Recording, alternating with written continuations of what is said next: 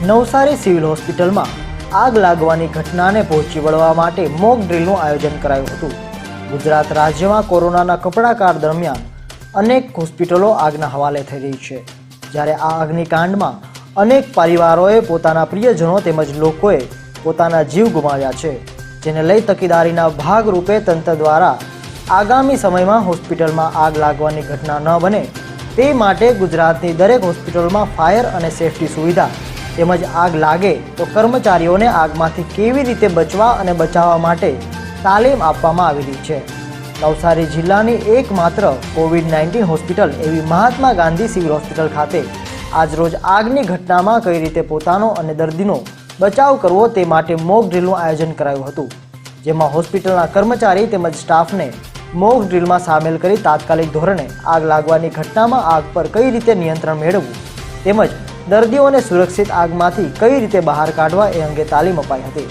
આ પ્રકારની તાલીમ દ્વારા હવે કોઈ પણ પ્રકારની અનિચ્છનીય ઘટના ન બને અને જો બને તો તેને સંપૂર્ણપણે પહોંચી વળવા નવસારી સિવિલ હોસ્પિટલ સજ્જ બની છે। તો આ તરફ ગણદેવીથી મહત્વના સમાચાર આવી રહ્યા છે। ગણદેવી સાલેજ પાસે ડોક્ટરને અકસ્માત નડ્યો છે। ડમ્પરે કાબુ ગુમાવતા અકસ્માત સર્જાયો છે।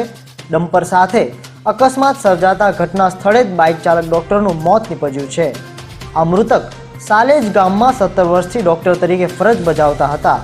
તેમની બોડીને પીએમ માટે ગણદેવી સિવિલ હોસ્પિટલ ખાતે ખસેડવામાં આવી છે। આ સમગ્ર ઘટનાની તપાસ ગણદેવી પોલીસે હાથ ધરીને આગળની કાર્યવાહી હાથ ધરી છે। ચેનલને સબસ્ક્રાઇબ કરવા માટે અમે જેમ વિડીયોમાં બતાવીએ છીએ તેમ તમે સબસ્ક્રાઇબ બટન પર દબાવી બાજુમાં બેલ પર બટન દબાવશો અને ત્યારબાદ જો તમને આ વિડીયો ગમે તો લાઇક બટન દબાવશો। સબસ્ક્રાઇબ બટન એક જ વાર દબાવવાનું છે, એકવાર તમે દબાવો એટલે તમે સબસ્ક્રાઇબ થઈ જશો અને બાજુમાં બેલનું બટન દબાવશો એટલે તમને નોટિફિકેશન ઓન થઈ જશે અને દરેક વિડીયો જ્યારે તમને ગમે તો એ વિડીયોને આ રીતે જે લાઇક બટન છે તે લાઇક દબાવી અમને પ્રોત્સાહિત કરશો।